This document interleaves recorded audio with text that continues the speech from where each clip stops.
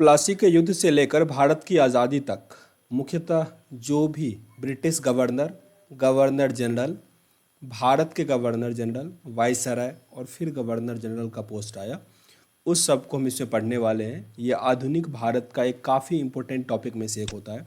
तो इसको वीडियो को ध्यान से देखिएगा, काफ़ी अच्छे तरीके से बेसिक स्तर से हम समझने का प्रयास करेंगे। पर वीडियो स्टार्ट करें पर उससे पहले आपके लिए एक प्रश्न है कि सती प्रथा को खत्म करने का श्रेय किस ब्रिटिश गवर्नर को जाता है। प्रश्न को रिपीट करते हैं, सती प्रथा को खत्म करने का श्रेय किस ब्रिटिश गवर्नर को जाता है। हिंट के लिए बता दें कि 1820 से लेकर 1830 के बीच में यह हटा था। ओके, ऑप्शन आपके लिए है Warren Hasting, William Bentinck, Lord Curzon या लॉर्ड डलहौजी। क्या होगा सही आंसर? हमेशा की तरह हम वीडियो के लास्ट में आंसर देंगे। हम चाहते हैं कि आप अभी कमेंट बॉक्स में इसका आंसर कीजिए।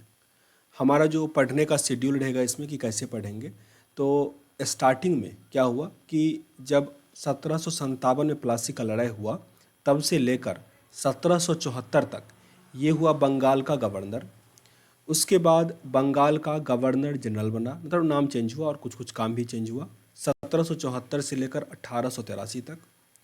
फिर बना भारत का गवर्नर जनरल 1833 से लेकर 1857, और उसके बाद भारत का वाइसराय 1858 से लेकर 1950। तो हम इस वीडियो में पढ़ेंगे इतना तक, ये बंगाल के गवर्नर, बंगाल के गवर्नर जनरल और भारत के गवर्नर जनरल। फिर एक सेकेंड पार्ट हम लाएंगे जिसमें होगा भारत के वाइसराय, क्योंकि काफ़ी अधिक है तो इसका एक अलग सेपरेट वीडियो बनेगा। इसका टेन्यूर एक बार याद कर लीजिए, 1757 से लेकर 1774 तक बंगाल के गवर्नर, 1774 से लेकर 1833 तक बंगाल का गवर्नर जनरल, और फिर भारत का गवर्नर जनरल रहा 1833 से लेकर 1857। नाम से ही क्लियर है, जो बंगाल का गवर्नर होगा वो पूरे ओनली बंगाल में था। लेकिन याद रखिएगा उस टाइम का जो बंगाल था उसमें आपका बिहार, झारखंड, उड़ीसा ये सब आता था।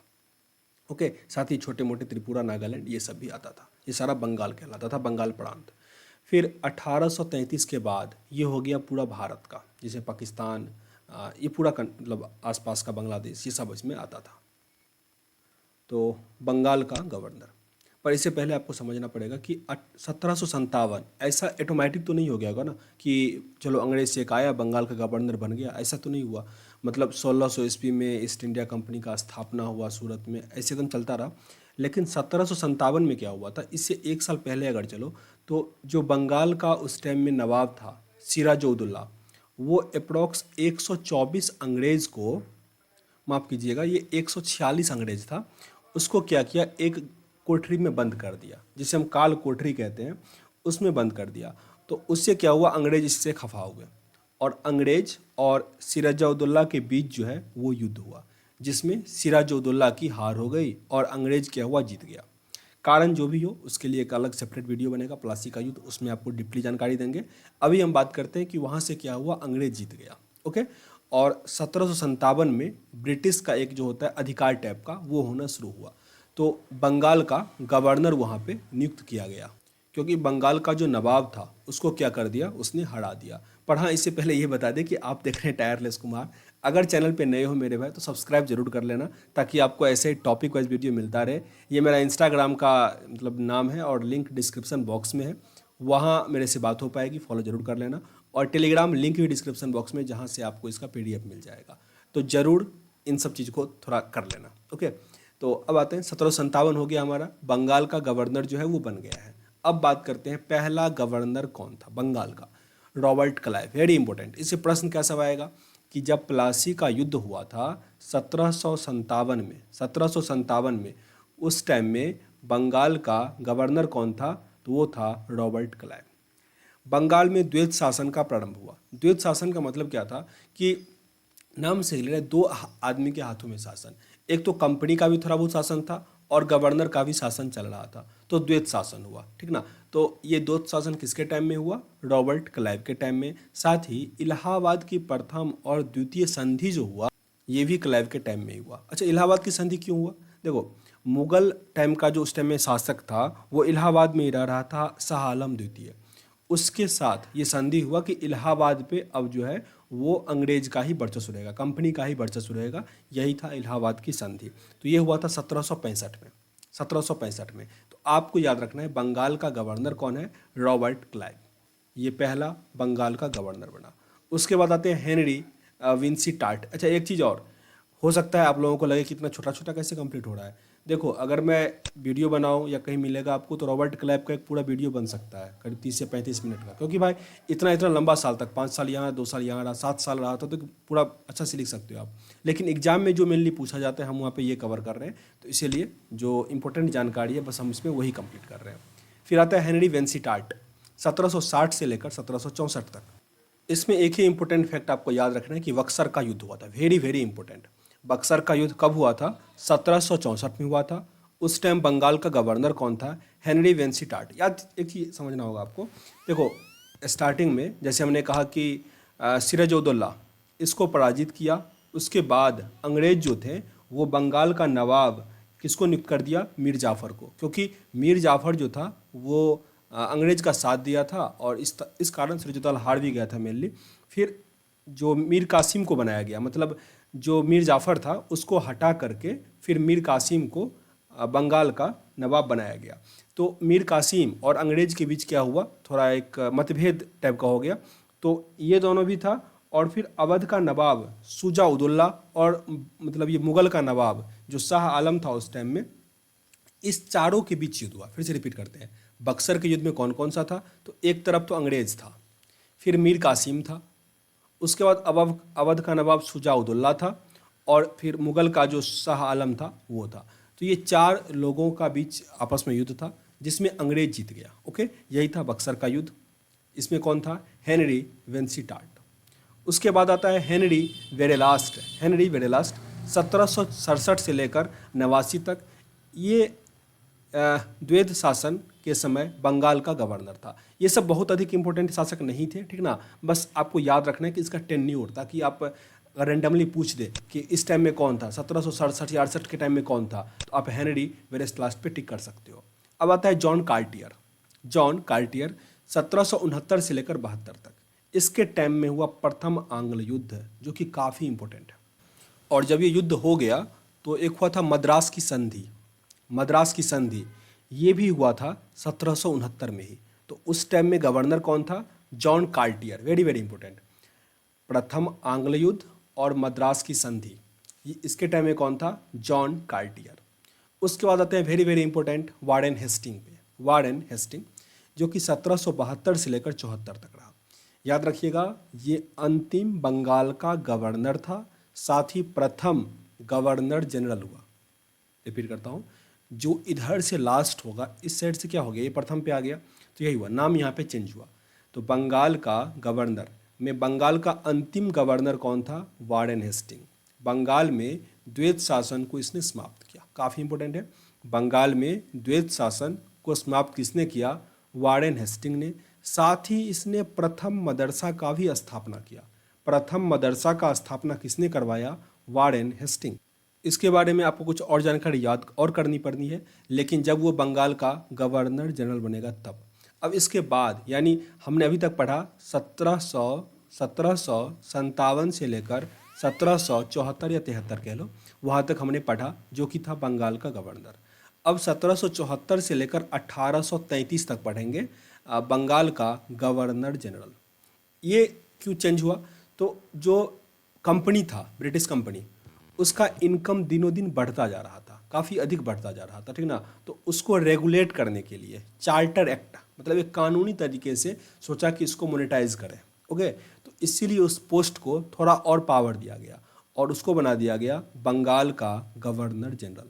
यानी 1773 का जो आप लोग रेगुलेटिंग एक्ट पढ़ोगे, जिसमें सुप्रीम कोर्ट का स्थापना भी किया गया था, तो उसी में ये कहा गया है कि बंगाल का जो गवर्नर है उसको क्या कहा जाएगा? गवर्नर जनरल कहा जाएगा। तो पहले गवर्नर जनरल कौन बने? वारेन हेस्टिंग बने। वारेन हेस्टिंग यही थे अंतिम बंगाल के गवर्नर, साथ ही बंगाल के प्रथम गवर्नर जनरल। रेगुलेटिंग एक्ट 1773 इन्हीं के टाइम में आया। साथ ही प्रथम मराठा युद्ध के टाइम भी गवर्नर जनरल कौन थे? Warren Hasting. साथ ही द्वितीय आंग्ल मैसूर युद्ध भी इसी के टाइम में हुआ था। अच्छा, द्वितीय आंग्ल मैसूर युद्ध जो हुआ था उसके बाद एक संधि हुआ था, उसको हम कहते हैं मंगलोर की संधि। जैसे प्रथम आंग्ल मैसूर युद्ध में क्या हुआ था, मद्रास की संधि हुआ था, वैसे ही द्वितीय आंग्ल मैसूर युद्ध में क्या हुआ था, मंगलोर की संधि हुई थी। साथ ही इजारेदारी प्रथा का आरंभ हुआ था। इसके बारे में और कुछ कुछ इंपॉर्टेंट, जैसे कि ऊपर हालांकि मैंने जिक्र किया कि पहला मदरसा जो है मुस्लिम के लिए मदरसा होता है, इसका स्थापना किसने करवाया, वारेन हेस्टिंग ने करवाया। कब करवाया, 1781 में। और कहाँ करवाया था, यह करवाना आपके लिए आसान है क्योंकि कलकत्ता में उस टाइम में था, बंगाल में, तो कलकत्ता में ही करवाया था। कलकत्ता में 1781 ईस्वी में वारेन हेस्टिंग के टाइम में मदरसे का निर्माण करवाया गया। साथ ही एक चीज़ आप और याद रख सकते हो कि जो महाभारत है, भगवत गीता जिसको कहते हैं महाभारत, हालांकि उसका जो इंग्लिश अनुवाद है, इंग्लिश अनुवाद वो भी हुआ था इन्हीं के वारेन हेस्टिंग के टाइम में ही। और उसका अनुवाद किया था विल्किंसन, जो ब्लेड आता है ना, विल्किंसन ब्लेड, उसी के नाम पे उनका है, विलियम विल्किंस। विलियम विल्किंस ने जो महाभारत है उसका, या गीता जो है उसका अंग्रेजी अनुवाद किया था। तो वारेन हेस्टिंग के बारे में इतना याद रखिए। साथ ही एक मैंने और जिक्र कर ही दिया था कि सुप्रीम कोर्ट का जो है स्थापना हाई कोर्ट का, वो भी वारेन हेस्टिंग के टाइम में ही किया गया था 1774 में, जिसके जो पहले अध्यक्ष थे सर एजिला इम्पे थे। तो ये आप थोड़ा याद रखिएगा। अब उसके बाद Lord Cornwallis, very very important, Lord Cornwallis. इसमें हुआ तृतीय आंग्ल मैसूर युद्ध। तृतीय आंग्ल मैसूर युद्ध ये हुआ कब था, 1790 के आसपास, 1790 के आसपास हुआ था। और इससे जो निकल के आया श्रीरंगपट्टनम की संधि। जिस प्रकार मैंने द्वितीय तृतीय पढ़ा ना, उसी प्रकार तृतीय जो आंग्ल मैसूर युद्ध हुआ, इससे क्या हुआ, श्रीरंगपट्टनम की संधि। मतलब इसमें क्या हुआ, टीपू सुल्तान के साथ वो किया गया था श्रीरंगपट्टनम की संधि। बंगाल प्रांत अस्थाई बंदोबस्त व्यवस्था लागू किया गया, काफ़ी इंपॉर्टेंट है।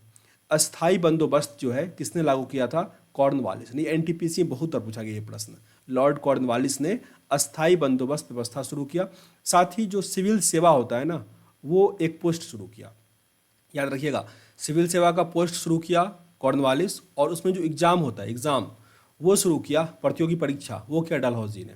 तो अलग अलग याद रखिएगा। साथ ही शक्ति के पृथक्करण का सिद्धांत भी इन्हीं के टाइम में लागू हुआ, शक्ति का पृथक्करण। अब आते हैं सर जॉन शोर, ये 1793 से लेकर 98 तक रहे। चार्टर अधिनियम 1793 इन्हीं के टाइम में, याद रखिएगा। जो कि गवर्नर जनरल लॉर्ड वेलेस्ली, जो कि 1798 से लेकर 1805 तक रहे, लॉर्ड वेलेस्ली। इसमें बहुत कुछ हुआ क्योंकि ये काफ़ी एजुकेटेड थे। सहायक संधि 1798 में आरंभ हुआ, जो सहायक संधि था 1798 में आरंभ हुआ लॉर्ड वेलेस्ली के टाइम में। चौथा आंग्ल मैसूर युद्ध हुआ, चौथा आंग्ल मैसूर युद्ध लॉर्ड वेलेस्ली के टाइम में। द्वितीय आंग्ल मराठा युद्ध, द्वितीय आंग्ल मराठा युद्ध। देखिए, आंग्ल जिधर है ना वो एक तरफ से अंग्रेज है और दूसरी तरफ मराठा है। ये अंग्रेज मतलब अंग्रेज हुआ और ये मैसूर हुआ। 1799 में प्रेस पर सेंसर लगा दिया, यूँ कह सकते हैं कि प्रेस पर प्रतिबंध लगा दिया गया, प्रेस पर प्रतिबंध लगा दिया गया। यहाँ से एक प्रश्न और आ सकता है कि भारत का जो पहला जो दैनिक पत्र था जिसको हम कहते हैं बंगाल गजट, बंगाल गजट, वो किसके टाइम में रिलीज हुआ था, वारेन हेस्टिंग के टाइम में हुआ था। वारेन हेस्टिंग 1780 में हुआ था वो। ओके, तो ये पहला था बंगाल गजट। लेकिन फिर वेलेस्ली ने क्या किया, उस पर सेंसर लगाया, मतलब प्रतिबंध लगा दिया कि आप कोई भी न्यूज़ छापो तो वो पहले अंग्रेज को दिखाओ और उसके बाद वो पब्लिश होगा। ओके, कलकत्ता में फोर्ट विलियम कॉलेज की स्थापना की गई, वेरी वेरी इंपॉर्टेंट। कलकत्ता में फोर्ट विलियम कॉलेज की स्थापना की गई लॉर्ड वेलेस्ली के टाइम में। फिर आता है सर जॉर्ज बार्ले, इसमें रियासतों का हस्तक्षेप का नीति का समर्थन किया इसने। और लॉर्ड मिंटो प्रथम आता है, इसमें अमृतसर की संधि होती है, लॉर्ड मिंटो प्रथम। फिर लॉर्ड हेस्टिंग, ये वारेन हेस्टिंग नहीं है, ये है लॉर्ड हेस्टिंग। इसमें आंग्ल नेपाल युद्ध हुआ, आंग्ल नेपाल युद्ध हुआ। लॉर्ड एमहसल्ट ये रियासत में हस्तक्षेप की नीति का समर्थन करते थे। 1823 से लेकर 1828 तक रहे। हस्तक्षेप मतलब ये हुआ कि जैसे अंग्रेज कोई कहाँ पे, मतलब जो राजा कोई काम कर रहा है उसके काम में हस्तक्षेप करना, उसको सिक्योरिटी प्रोवाइड करना कि आप अपना सैनिक खत्म करो, हम आपको सैनिक देते हैं। तो इस टाइप का वो समर्थन करना शुरू किया धीरे धीरे। लॉर्ड विलियम बेंटिंग काफ़ी इंपॉर्टेंट है, सती प्रथा पर रोक लगाया। सती प्रथा, यही आपसे मैंने प्रश्न पूछा था कि सती प्रथा को किसने अंत किया, तो लॉर्ड विलियम बेंटिंग। ठगी प्रथा का भी अंत लॉर्ड विलियम बेंटिंग के ही टाइम में हुआ। इसके बाद आता है भारत का गवर्नर जनरल, जो कि 1833 से लेकर 1857 तक रहा, 1833 से लेकर 1857 तक।